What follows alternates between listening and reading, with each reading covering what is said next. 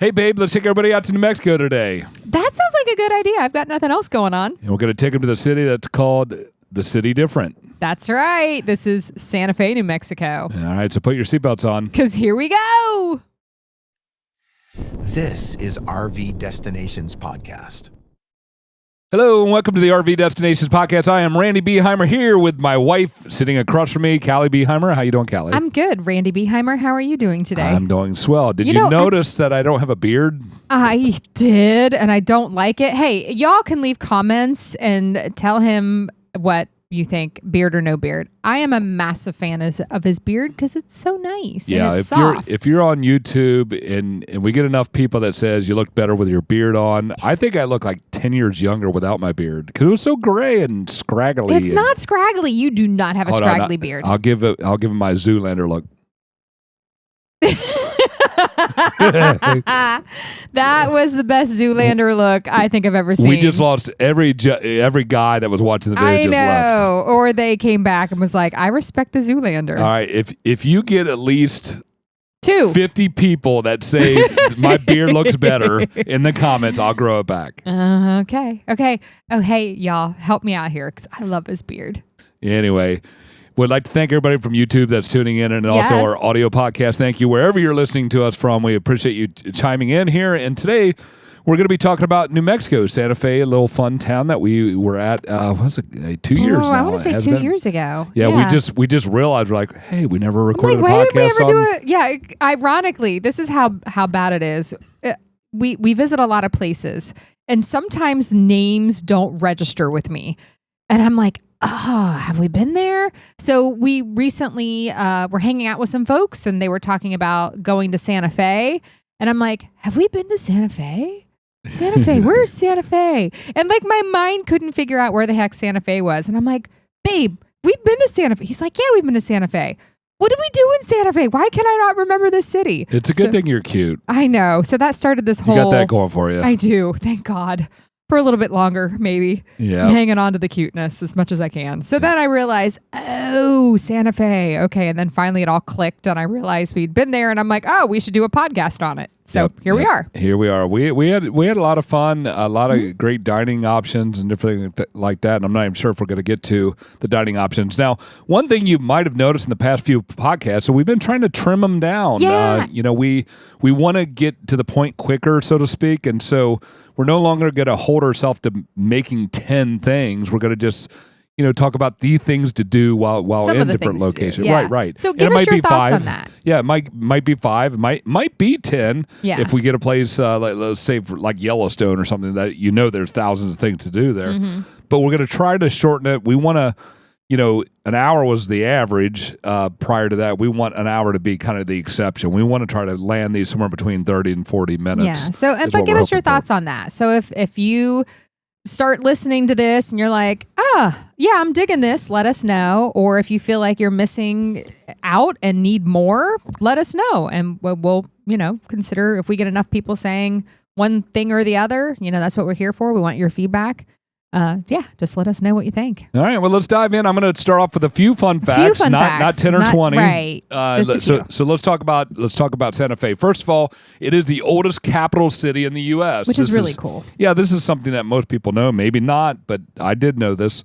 So Santa Fe was founded in 1610. Jeez. Make it the oldest state capital in the United States. It also has the oldest public building, the Palace of Governors, which dates back to the same year. Mm-hmm. So that is the oldest public building in the country right there in Santa Fe, New Mexico.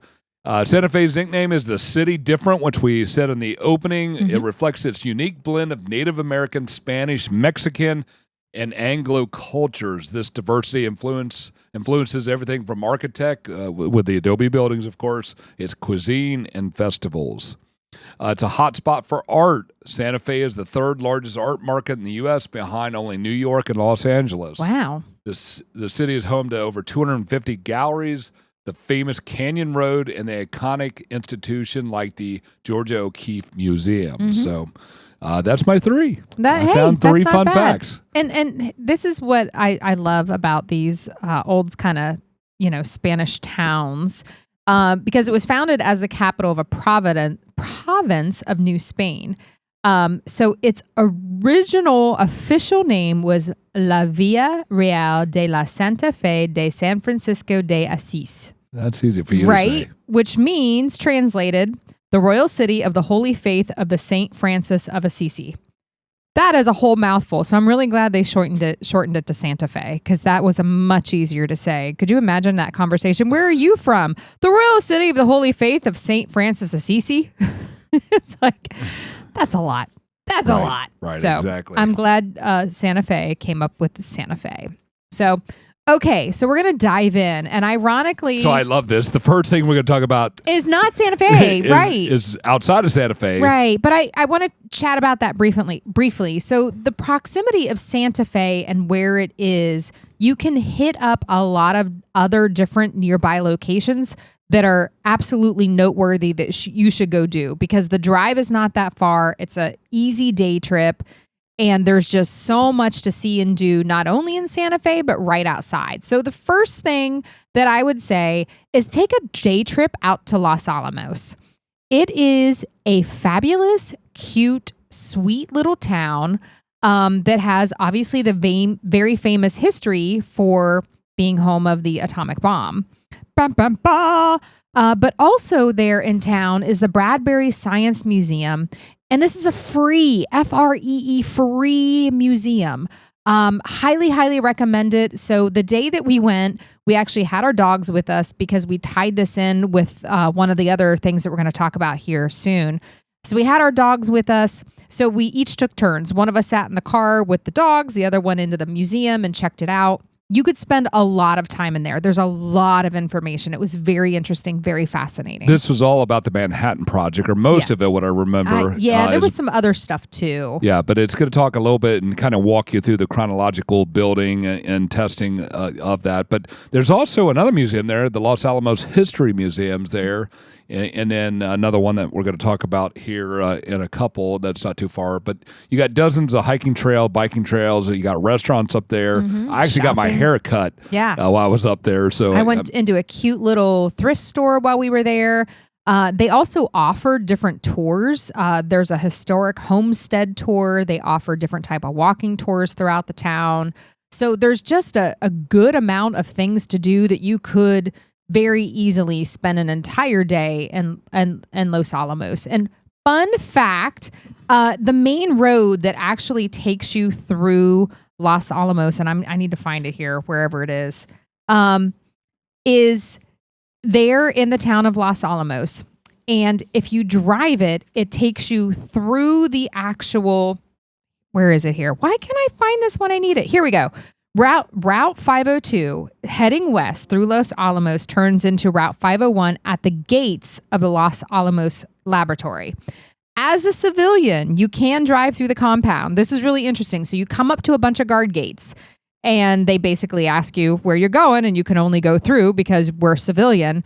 And we were given very, very specific instructions. No pictures, no videos. Do not turn off 501 while in the compound, and do not stop at all. So it was really cool and crazy to be on a road that goes through this compound that you're allowed to drive on, but with very, very specific instructions. It was really weird because, again, as Caly said, we're on the state route just humming along, enjoying ourselves. And then it almost feels like you're dead ending into a military base. Yeah, it does. You ever made a wrong turn and ended you're up like, at the gate of a military yeah. base and like, sorry. So we pull up and like, do we pull up? Do we turn around? We didn't know whether we needed to turn around. We're like, well, I might as well just go to the gate and say, hey, we don't know where we're at. We're just trying. We were going to Bandelier, which we're going to talk about here in a minute.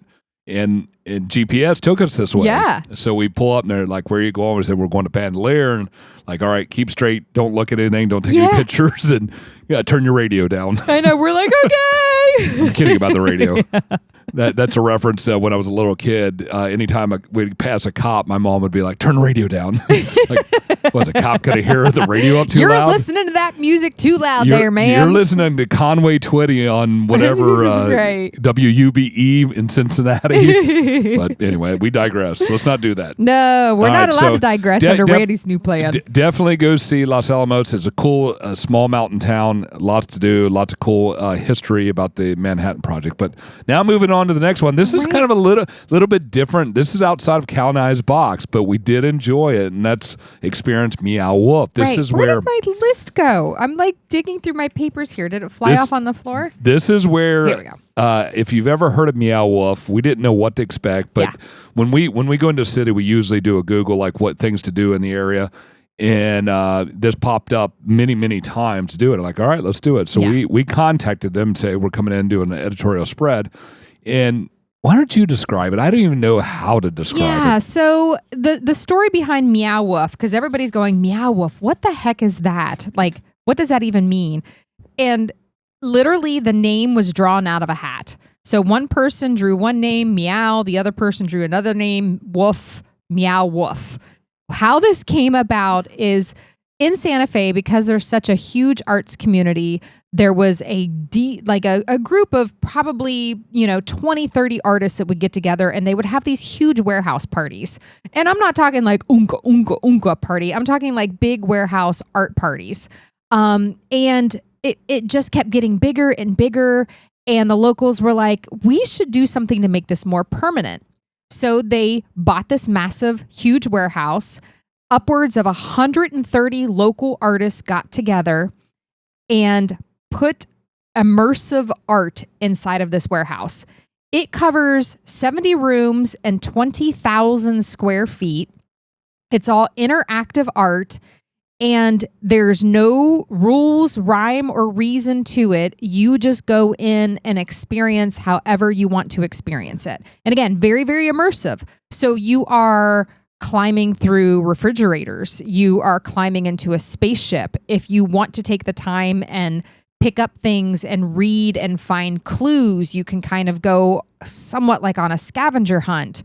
It's just incredibly immersive. And it was whether you like art or not, you have to go see it. It's unlike anything else. It became so wildly popular that there's now other locations across the United States that are continuing to open, because it's a great outlet for local artists to come in and kind of showcase what they do at such a high level that, again, you can walk in and touch and sit and experience, other than just like a typical museum where you're like, oh, look at the pretty picture on the wall. Yeah, so I pulled up some of the exhibits inside of it here, and they named some of these crazy names. So hopefully I don't mispronounce many of these. But one of the first places you start is actually wandering through the Slig family home, and you discover mysterious portals leading. In fact, I think you got to climb through a dryer to get through this mysterious. Well, there was a dryer, there was a refrigerator, there were hidden passageways behind bookshelves and under beds. Right, yeah. and we wouldn't have known about I think it was a dryer that we went in and it had the circle things in it. We wouldn't have known about it had we not seen somebody enter it and go in before us. But anyway, so you go into these wildly imaginative dream worlds. There's what's called a star tracer room by pressing glowing constellation buttons in the tiny fancy town space to unlock a celestial light show. There's a Lucius radio. Find the radio in the Muroc in a Rune trailer. Listen to cryptic multiverse broadcast from Lucius and ETNL radio station. So, I mean, again, just a lot of different things. You got to find a spot for 20 to 30 hidden hamster echoes scattered throughout the exhibits, which is a fun scavenger hunt, which is what you talked about. Yep. So, and they do have a gift shop, and of course, and a little cafeteria. Yeah, they call it the Float Cafe. So a lot of and again, this is kind of a little bit outside of, I wouldn't say outside of our comfort zone. We're pretty comfortable doing anything, but outside of the norm of something we would do. But, all in all, I enjoyed it. I did. I really enjoyed it. I honestly, I went in like, I don't know if I want to do this, and left going, okay, that was really cool. That was really interesting. And we've gone to another city and did another immersive art experience, and honestly did not enjoy it because it wasn't as extensive and as immersive as Meow Wolf is. And I've talked to people that are like, oh yeah, we went to the one in Santa Fe, and then we loved it so much we went to the one in Denver, we went to the one in Texas, we went to the one in Las Vegas. Like they're going to the other Meow Wolves to experience them, because they're different, they're fun, they're funky. It's why not? All right, the next thing to do now, Meow Wolf is actually in the center of Santa Fe. The next one we're going to take you out of Santa Fe again. And that's going to Bandelier National Monument. I really, really enjoyed this. This was a lot of fun. Now, Bandelier National Monument, I think it was maybe a 30, 40-minute drive. I want to say like remember. 40, 45. I don't feel, even at max an hour, I don't feel that it was like so far out of the way. And that's why we mentioned the trip to Los Alamos and to Bandelier, because it's really not that far out of the way. No, you're probably going to do what we did if you visit both of these sites, Los Alamos and Bandelier. You'll do them all in one day. You probably could do that. So what is Bandelier? Bandelier is an ancestral Puebloan. Well, it's your word. Puebloan. Pueblo. I'm gonna find somebody to tell me the proper pronunciation. Puebloan, but it's Loan. Puebloan. Puebloan cliff dwelling. Now I can't speak. So this is again a very unique thing. You have all these cliff dwellings, and they've got these ladders built up to where you can actually crawl. And most national parks and different parks like this, you can't get into these things. Right. You could just view from a distance, like the one in Colorado. There's one there you can't go up into. Oh yeah, you could literally only stand on one side of the cliff, and you could look at the other side of the cliff. Right. Or you had to sign up for a tour. It's right outside of Durango. What am I thinking of? Someone's driving their car right now. I know, Like, they're screaming you dummy, the answers. But, I can't think of it either. We were there. Come to us. We were just there. But yeah, you could take a guided tour with a ranger to go down in them. But these are completely open. You can climb up in. You can sit in and in the cliff dwelling and different things like that. So it was very, very, very cool. You got ladders to alcoves. Climb wooden ladders to access ancient homes and ceremonial rooms, which are called kaivas. That are tucked into the cliff. There's a main loop trail, which is 1.2 miles. It's easy. It's self-guided. There's no real elevation or anything. I think it was pretty flat. It was very flat. And it's right behind the visitor center. So honestly, you could just go down into Bandelier National Monument, because you kind of start at the top, drive down into the bottom of this valley, go to the visitor center, park. Starting 400 yards behind the visitor center is this trail, and it would take you to the Talus House, the Long House, and then if you continue past the paved trail to the gravel trail, you're going to go to the Alcove House. That's the cool one, which is super cool. That's going to take you. You need to be a little bit fit to do this, because you got to climb 140 feet up ladders, wooden ladders. Yeah, wooden ladders. So think of it like a ladder you'd put against your house to paint your house. No, it wasn't even that. It was like the big round. It was I'm just saying it's like it's not like steps. It's like a ladder. Yeah, it's a ladder. It's a ladder that was strapped to the side of this cliff. Right. So the whole trail is 1.5 miles round trip, but you have to climb up 140 feet using these ladders to reach the ceremonial cave. But it has absolutely breathtaking views. Yeah, it was neat. You can oversee the whole national monument. And it was definitely well worth it, but a lot of people got kind of not queasy, but got white-knuckled. I did. As you were going up. Because I did, because, these ladders stretch a very long distance. So you're standing at the bottom and you're looking up going, I can do this. And you get about halfway up and realize you're only halfway there and going, oh my gosh, this is a lot taller than I thought it would be. Yeah, a lot of fun. You can also see petroglyphs and rock art there. You look for ancient symbols and images etched into the canyon walls. There's a ton of wildlife, a ton of spots for you to take pictures. Of course, visit the visitor center, which we talk about the museum. We actually had a really good hamburger at the cafe there, and it's open year round. There's also a campground there, which has no hookups, but you can do tents and small RVs there. So. And Bandelier National Monument covers over 33,000 acres, so it's a hefty size. They've got about 70 miles worth of trails ranging from very easy and flat and short all the way to get out in the back country and stay out for a couple days, pretty intense trails. So a little bit of everything. Definitely recommend it. It's worth the drive. Every RVer knows this feeling. The peace of the perfect spot. But the road to get here used to be filled with surprises you didn't want. What if planning your journey was as enjoyable as the destination itself? For over 25 years, Allstays has been the trusted companion for road travelers. We have more data than any other app, and it shows. Plan every mile of your route. See bridge clearances, steep grades, and size limitations before you encounter them. Discover 37,000 plus campgrounds across North America and get up-to-date, accurate information about the campground. You can also add the campground to your favorites list, which will sync across all devices. From luxury resorts to hidden gems. Filter by exactly what you need. Hookups, pet-friendly, your rig size, even club discounts. Find private dump stations and propane fills that other apps miss. Plus free overnight parking spots you never knew existed. All stored right on your phone. No cell service, no problem. Your data travels with you.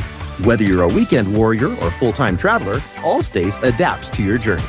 Because the best adventures happen when you can focus on what matters, the journey itself, not the logistics. Allstays. Your journey starts here.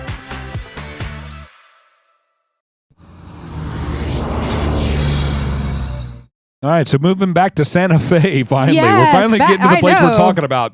And this is, oh man, I just love This this is place. one of your favorites. Yeah. So that's Dine at the Shed, and the Shed is one of the most historical buildings in. It's not as old as the governor's palace, but it's pretty old. The building itself is pretty old. 1692. Yeah. So it's a historic adobe. It's in a historic adobe building that was built in 1692, a Spanish-era adobe hacienda just off the plaza. I'm reading this right off the website. The restaurant occupies 9 rooms around the charming Prince patio courtyard. So it's been family-owned. The restaurant's been family-owned since 1953, founded by Polly and Thornton Carswell in 1953, run now by the 3rd generation of them. But their specialties is red and green chilies. This is something that is very popular in the whole New Mexico area. Yeah. You know, because you see some of this down in Las Cruces at my favorite restaurant down there in Mesilla, which slipped in my mind. Postilla?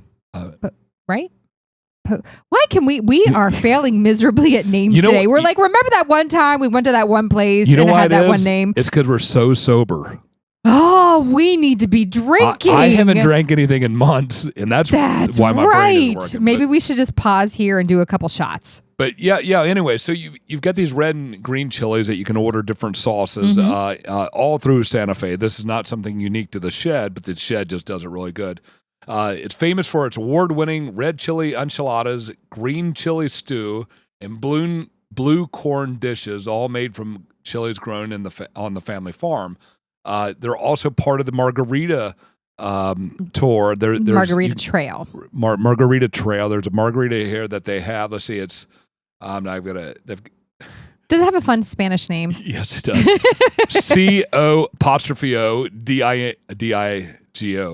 CO'Digo. Codingo coin, or Christmas margarita. Basically, okay, we're gonna go with Christmas margarita because that sounds good. The Shed is a popular destination on the Santa Fe Margarita Trail. So the Santa Fe Margarita Trail, we should drop that. Yeah, because I was gonna mention that later on when we talk about like downtown area. Okay, well, we'll skip that now and come back to that. It's coming, folks. It's coming. So anyway, the Shed is beloved by all the locals and tourists alike. We've ate there 2 or 3 times. It's fun. It's cozy. It's vibrant. It's very colorful. The desserts are amazing. The chips are amazing. And the ambiance is amazing. It's really, really neat. It's a really neat place. Yep, that's right. So next, we've got Ride the Railway. Yes. Okay. So this was Skyway, super cool. not rail. The Skyway Railway. Which is a railway. Let me get to my notes here on this. Okay. So you all have heard of Game of Thrones, right? Right. Okay. So that guy, George R.R. Martin, got together with the author Douglas Preston and another guy that owns a big cinema chain, and there's another woman that's involved also. And they started Sky Railway. It is a privately owned and operated railway that is on private land. So because of that, they get to do some really, really, really cool theme trains. One, the engine of the trains are painted like dragons, which is appropriate because you've got the guy that created Game of Thrones and all the dragons. So now you've got train engines that are painted like dragons, which is so neat. They've got like totally closed rail cars, and then they've got like wide open platform rail cars, with railings and sides that are totally open, and you can go in between them. So you can experience sitting inside. Inside, they always have live music. So they'll have a local come in, and every train car that's closed up will have a person giving live music, like a small little acoustic act. Or you can hang out on one of these platforms, and they just go for fun little informative rides where somebody will narrate what you're seeing. They do a murder mystery train, Christmas trains, stargazer trains, sunset serenades, and even the freight train. And I know when we were there and we're interviewing them, they're continually expanding all their offerings. They were actually working with a local native tribe because, again, it's on private land. They're able to stop the train. So they were working with a local native tribe where they would tell the story inside the train, stop the train at like a scene, and have this local tribe act out something, and then the train would move on. And then they would get to the next area and stop the train again, and this local tribe would act something out. So and that's similar to what they do with the freight train. They said their freight train is unlike any other freight train because, again, they can start and stop and start and stop the train, which just makes it super cool and exciting. Yeah, and I know you touched on this, but most of their train rides are themed excursions. Yes. They have anything from Sunset Serenade to Stargazers to Lord of the Lands to burlesque shows, and also even murder mysteries. Mm-hmm. And they were actually talking about doing they couldn't do the Polar Express because that's copyright. Right, but they can, a Christmas train. Yeah. Right. Yep. And so all these are themed. It was really a cool experience. This is one thing that I really wasn't, and you know me, I'm brutally honest. Mm-hmm. I really wasn't looking forward to. It's not that I didn't want to go, but when we did it, I actually really, really enjoyed it. We had somebody that sat with us and gave us a little bit of the history of the whole train and everything. The tracks were actually built in the 1880s. And it's just a little 18-mile stretch between Santa Fe and Lammy. Yeah, so you literally just go out and back. Right. But they give you a little bit of history. And actually, a lot of the coaches are very old, too. Yeah. There was a lot of the original seating and all that. And I think they were part of the they weren't part of the Margarita Trail, but they did have a vast offering of margaritas. And I had one, and it was absolutely delicious. I do remember that. Yep. Yeah. All right, so let's talk about downtown now. There's a lot of iconic sites that we want to talk about, and this is one that you absolutely have to see, and that's Loretto's Chapel to see the Miracle Staircase. Yeah. Do you want to talk a little bit about that? Yeah, so this was really, really fun. So inside of Loretto's Chapel, they desperately needed a new staircase to get up to the choir loft, that upper area in the church. And the nuns decided, let's just get together and pray about this. So the nuns prayed, and lo and behold, a gentleman showed up, and he came in with tools, and he built the staircase. And before they even had a chance to ask him, how much do we owe you? The man just seemingly disappeared into nothingness. Could never find him, never got his name, never knew who he was. And so that's part of the miracle. The other part of the miracle is when you look at this staircase, it's a spiral staircase that made out of wood. It spirals upwards with two complete 360-degree turns, and there's seemingly no means of support. There's no nails, there's no glues, there's no metal fasteners, there's nothing that's holding this thing apart. Yes.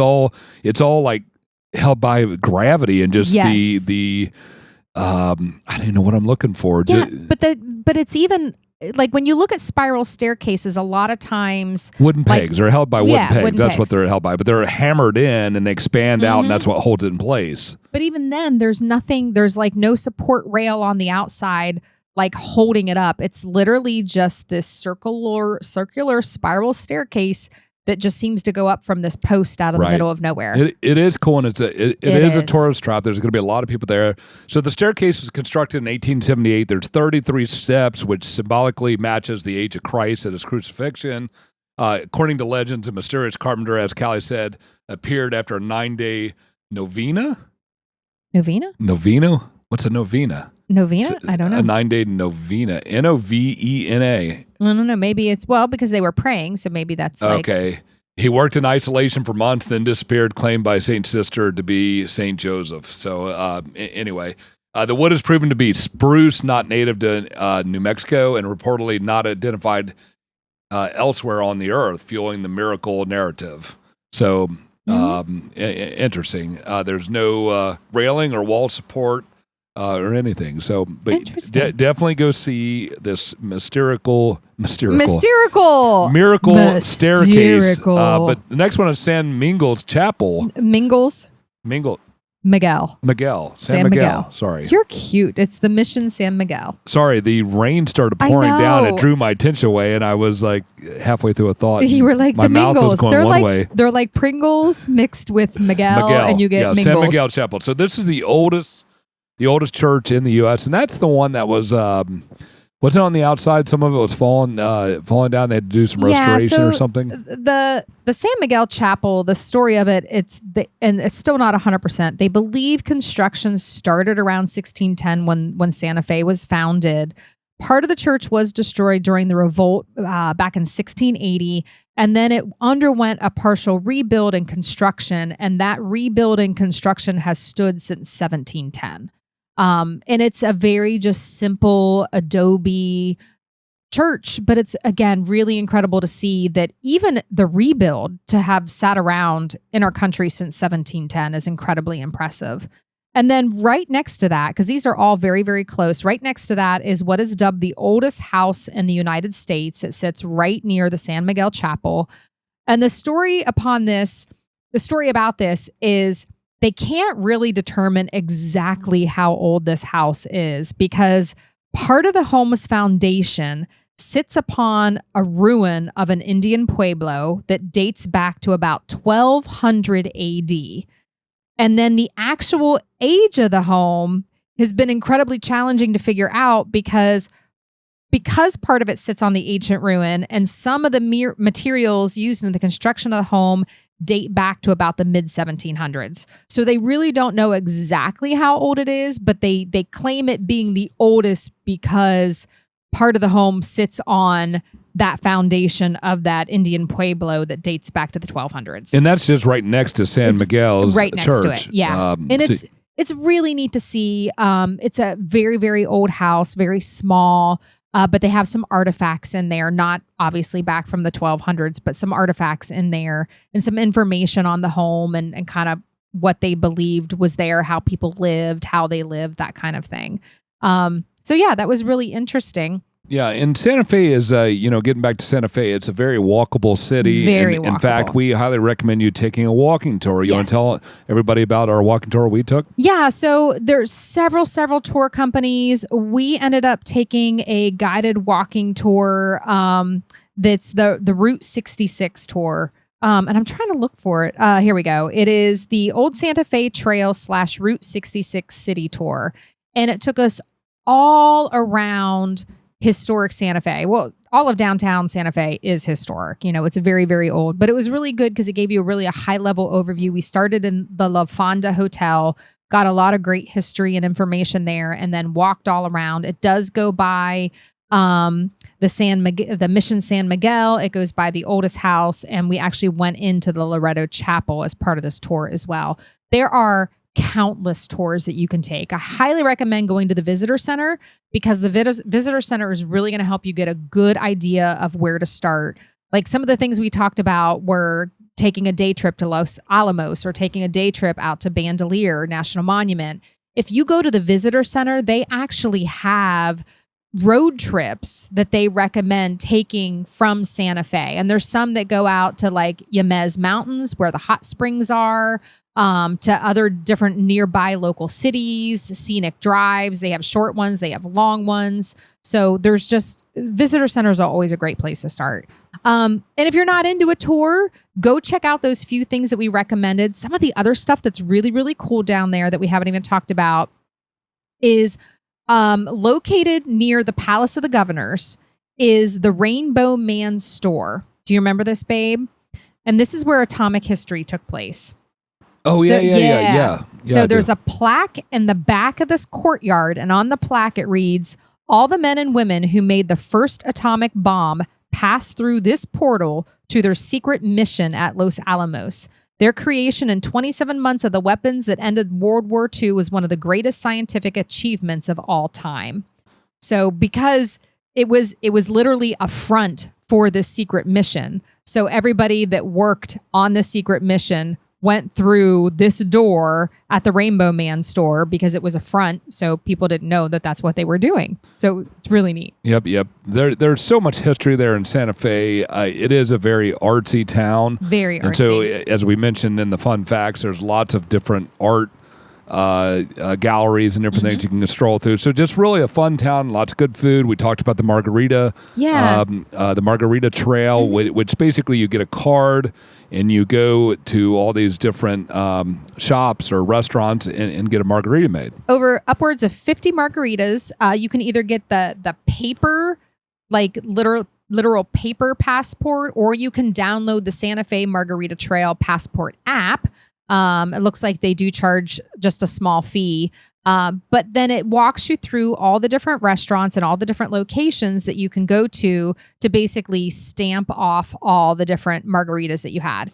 Even if you're not in town long enough to do all these 50 plus margaritas, when you go into a restaurant, ask them if they're part of the Margarita Trail just to try out what margarita that they are offering on that. We did that. We had some really good ones and some really bad ones. We did. So one of them was at the Thunderbird. Was it Thunderbird Cafe or Thunderbird Restaurant? Something like that. We've ate and drank there a couple times, and that's a pretty cool place. But also when you're in Santa Fe, one thing you have to do is get a Frito pie. You do have to get a Frito pie. Randy, what is a Frito pie? A Frito pie. Now, I wouldn't say that we really enjoyed it, but we tried it because we knew we had to try it because it's a thing in Santa Fe. But Frito pie basically is a bag of Frito corn chips that are opened up, and they pour red chili, ground beef, cheese, onions, and sometimes beans and jalapenos in it. And then they give you a spoon. You just walk around with this Frito bag and eat these Fritos.